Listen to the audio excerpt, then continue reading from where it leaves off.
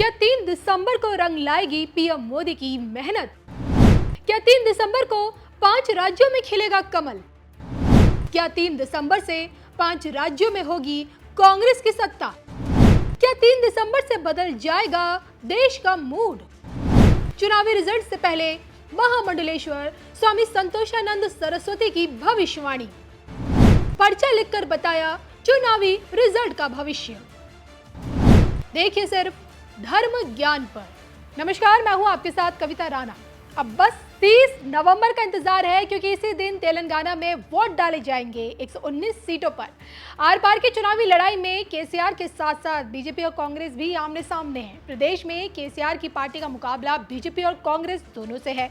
परिवारवाद की राजनीति को लेकर केसीआर जहां देखिए मोदी शाह के निशाने पर है, तो वहीं राहुल गांधी बीजेपी पर केसीआर के भ्रष्टाचार पर पर्दा डालने का आरोप पहले से लगा चुके हैं।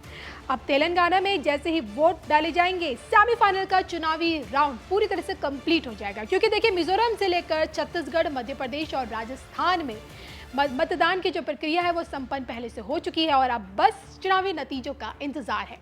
लेकिन रिजल्ट से पहले भविष्यवाणियों का दौर पुनः आरंभ हो चुका है। इस समय देखिए ग्वालियर की धरती से आने वाले महामंडलेश्वर राजगुरु स्वामी संतोषानंद सरस्वती की चर्चा चारों तरफ हो रही है। महामंडलेश्वर संतोषानंद सरस्वती ने अब की बार पर्चा लिखकर चुनावी नतीजों को लेकर जो भविष्यवाणी की है, उसके बाद से सर्द मौसम में देश की सियासत फिलहाल तो गरमाई हुई है। आध्यात्मिक पहलू पर राजनीतिक भविष्यवाणी करने वाले महामंडलेश्वर राजगुरु स्वामी संतोषानंद सरस्वती ने अब की बार चुनावी नतीजों को लेकर पर्चा बना लिया है और पर्चा बनाकर 5 राज्यों के भविष्य की तस्वीर दिखाने की भी कोशिश की है। एक टीवी चैनल को दिए इंटरव्यू में महामंडलेश्वर संतोषानंद सरस्वती ने अपनी ज्योतिष गणना के आधार पर यह बता दिया कि अब की बार 5 राज्यों का रिजल्ट क्या आएगा, क्या आना इसका बाकी है। अब देखा जाए तो देखिए ब्रह्म विद्या योग पीठम के पीठाधीश्वर महामंडलेश्वर स्वामी संतोषानंद सरस्वती जी एक जानी मानी हस्ती है। समाज में बड़े आदर के साथ उनका नाम भी लिया जाता है और अब की बार बतौर भविष्यवक्ता महामंडलेश्वर ने 5 राज्यों को लेकर क्या भविष्यवाणी की है, एक एक करके आपको बताएंगे। आइए इस पर एक नजर डाल लेते हैं। सबसे पहले तो देखिए मध्य प्रदेश की बात करें तो यहाँ की चुनावी तस्वीर को देखते हुए महामंडलेश्वर स्वामी संतोषानंद जी ने ये भविष्यवाणी की है कि कमलनाथ की अगुवाई में ही मध्य प्रदेश में कांग्रेस की सरकार बन रही है। जी हाँ, एमपी में सरकार को 116 से 120 सीटें मिलेंगी और कमलनाथ ही मुख्यमंत्री होंगे। हालांकि आगामी 5 सालों में इस दरमियान कांग्रेस सरकार गिर भी सकती है और भाजपा दोबारा सत्ता पर कायम हो सकती है, ऐसा महामंडलेश्वर का कहना है। छत्तीसगढ़ में भी कांग्रेस की जीत की संभावना महामंडलेश्वर स्वामी संतोषानंद सरस्वती ने जताई है। उन्होंने कहा है कि हनुमान जी की कृपा से दोबारा कांग्रेस पार्टी की सरकार बनने जा रही है यहाँ पर भी, और इस चुनाव में कांग्रेस को कुल 90 सीटों में से 50 सीटें मिल रही हैं, जो पूर्ण बहुमत को दर्शाती हैं। भूपेश बघेल ही दोबारा मुख्यमंत्री पद की शपथ लेंगे, किंतु टीएस सिंहदेव का भी योग बन रहा है।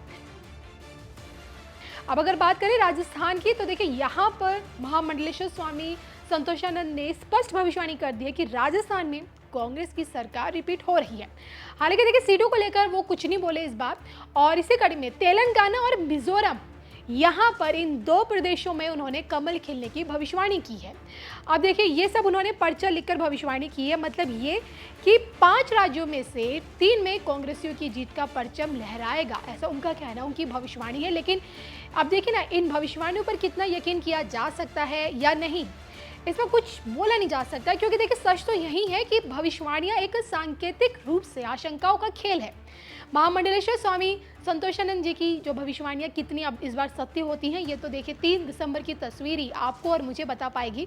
लेकिन हम आपको ये भी बता दें कि इस बार के चुनावी संग्राम को जगतगुरु स्वामी रामभद्राचार्य धर्म और अधर्म की लड़ाई बता चुके हैं। जगतगुरु स्वामी रामभद्राचार्य ने साफ शब्दों में ये नहीं बताया कि देखिए कमल खिलेगा या कांग्रेस जीतेगी, लेकिन इस बात के साफ संकेत उन्होंने दिए हैं कि उत्तर भारत के 3 राज्यों में एक ही पार्टी जीतेगी। जी हाँ, जीत का परचम लहराएगी, मतलब ये कि 3 राज्यों में एक ही पार्टी जीतेगी जो धर्म का साथ देगी। और इसी चुनावी माहौल में पीएम मोदी कमल के खिलने की भविष्यवाणी भी कई दफा कर चुके हैं और पीएम मोदी के देखा देखी राहुल गांधी भी देखिए फुल कॉन्फिडेंस के साथ इस वक्त तो देखिए जीत की हुंकार भर रहे हैं। लेकिन जनता के दिल में क्या है ये तो देखिए साल का आखिरी महीना यानी कि दिसंबर या फिर यूं कहें कि 3 दिसंबर की तारीख को ही पता चल पाएगा। बहरहाल देखिए 24 के सेमीफाइनल में आप किस पार्टी को विजेता के तौर पर देखना चाहते हैं, आज ये आपको कमेंट करके बताना है। साथियों, आज हमें सौभाग्य मिला है कि हम भगवान राम का भव्यतम मंदिर बनता देख पा रहे हैं।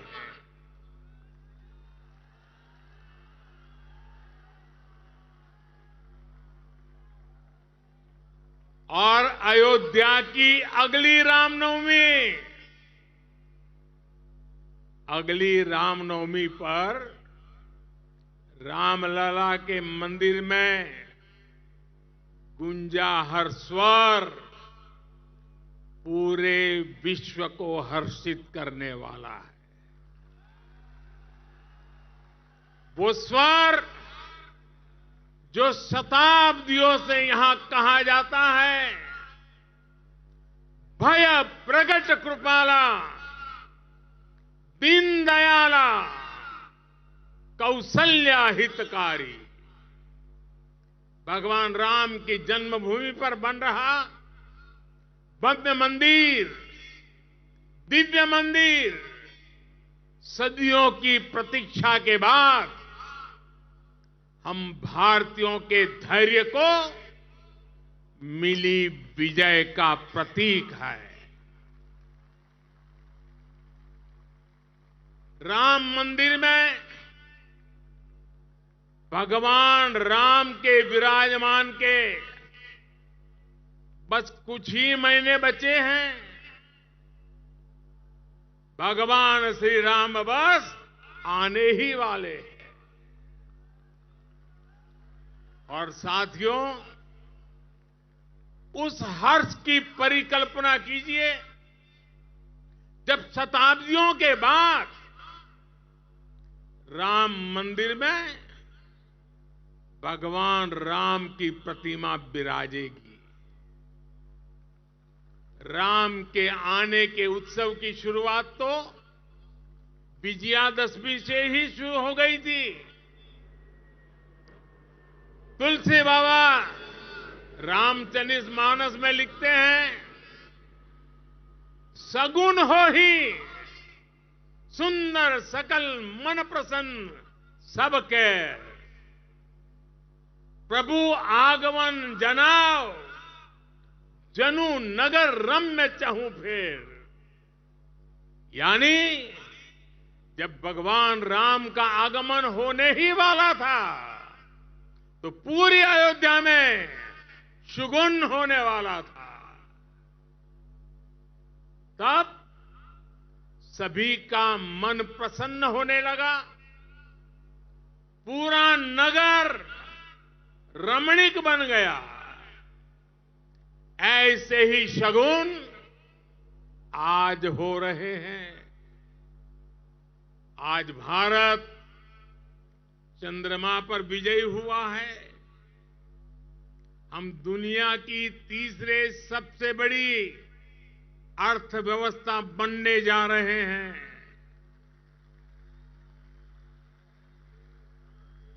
हमने कुछ सप्ताह पहले ही संसद की नई इमारत में प्रवेश किया है।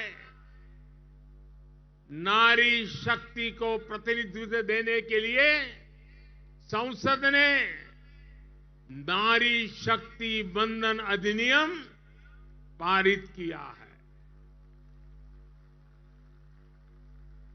भारत आज विश्व की सबसे बड़ी डेमोक्रेसी के साथ सबसे विश्वस्त डेमोक्रेसी के रूप में उभर रहा है। और दुनिया देख रही है ये मदर ऑफ डेमोक्रेसी है। इन सुखद क्षणों के बीच अयोध्या में राम मंदिर में प्रभु श्री राम विराजने जा रहे हैं। एक तरह से आजादी के 75 साल बाद अब भारत के भाग्य का उदय होने जा रहा है।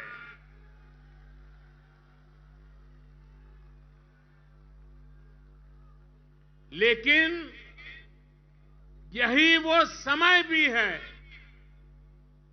जब भारत को पहले से बहुत सतर्क रहना जरूरी है।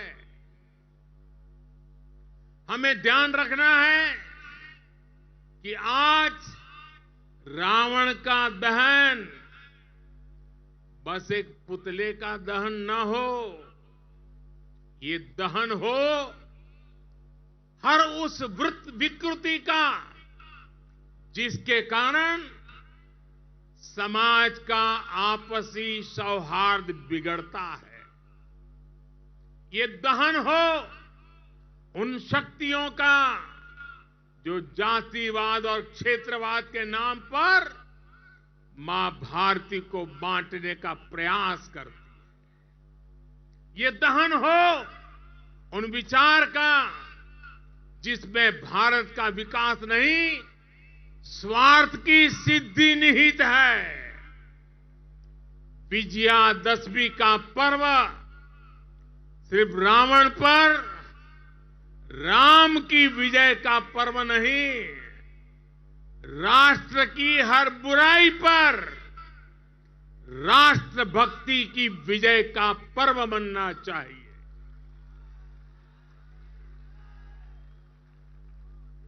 हमें समाज में बुराइयों के, भेदभाव के अंत का संकल्प लेना चाहिए।